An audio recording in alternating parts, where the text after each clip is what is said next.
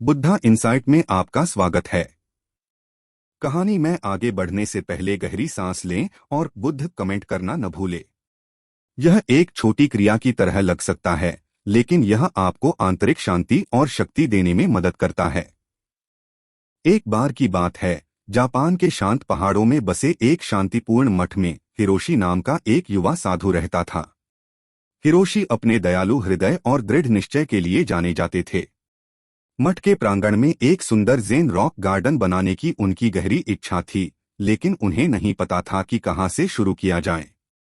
एक दिन हिरोशी ने अपने बुद्धिमान गुरु मास्टर कोजी से संपर्क किया और अपने लक्ष्य को प्राप्त करने के तरीके के बारे में मार्गदर्शन मांगा। मास्टर कोजी ने ध्यान से सुना और फिर धीरे से मुस्कुराए। हिरोशी, एक लक्ष्य को प्राप्त करने के लिए केवल शारीरिक प्रयास से अधिक की आवश्यकता होती है।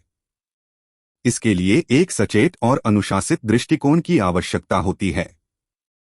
मास्टर कोजी हिरोशी को मठ के बगीचे में टहलने के लिए ले गए और वे एक शांत तालाब के पास बैठ गए। मास्टर कोजी ने पास के एक पत्थर की वजह से पानी की सतह पर लहरों की ओर इशारा किया और उन्होंने हिरोशी को उन्हें बारीकी से देखने के लिए कहा। जैसे ही हिरोशी ने ध्यान केंद्रित किया, उसने महसूस किया कि लहरें लगातार बदल रही थीं, स्थानांतरित हो रही थीं और लुप्त हो रही थीं। मास्टर कोजी फिर धीरे से बोले, इन लहरों की तरह हमारे विचार और भावनाएं हमें अपने लक्ष्य से विचलित कर सकते हैं। अपने लक्ष्य को प्राप्त करने के लिए आपको एक शांत और केंद्रित दिमाग की खेती करनी चाहिए। हिरोशी ने मास्टर कोजी की सलाह को दिल से लिया और ज़ेन रॉक गार्डन बनाने की दिशा में अपनी यात्रा शुरू की। उन्होंने प्रत्येक पत्थर की नियुक्ति, रेत के पैटर्न और बगीचे के डिजाइन के प्रवाह पर ध्यान देते हुए सावधानी के साथ कार्य किया।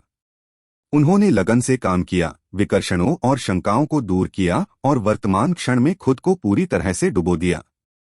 रास्ते में चुनौतियां थीं। कभी कभी हिरोशी का दिमाग भटक जाता और वह चट्टानों की व्यवस्था में गलतियां करता।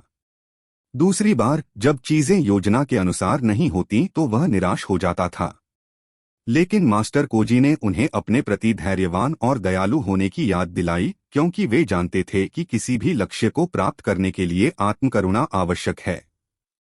जैसा कि हिरोशी ने अपनी यात्रा जारी रखी, उसने खामियों और अनिश्चितताओं को गले लगाना सीखा, ठीक वैसे ही जैसे ज़ेन दर्शन ने उसे सिखाया था।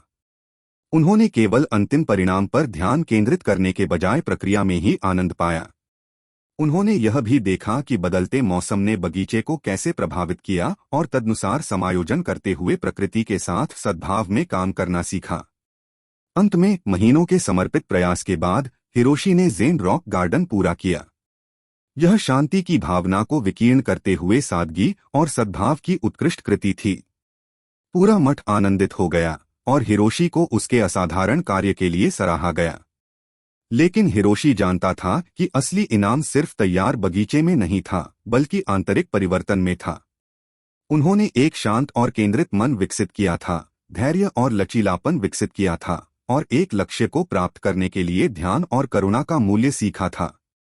उस दिन से हिरोशी ने एक साधु के रूप में अपनी यात्रा जारी रखी, अपने जीवन के सभी पहलुओं में ज़ेन रॉक गार्डन बनाने से सीखे गए पाठों को लागू किया।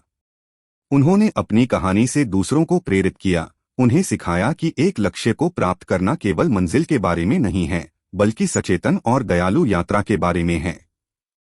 और वह खुशी से रहता था, ज़ेन के ज्ञान और दिमागी जीवन की खुशी का प्रतीक था। ऐसी ही और मोटिवेशनल कहानियों के लिए हमारे चैनल को लाइक, शेयर और सब्सक्राइब करना न भूलें।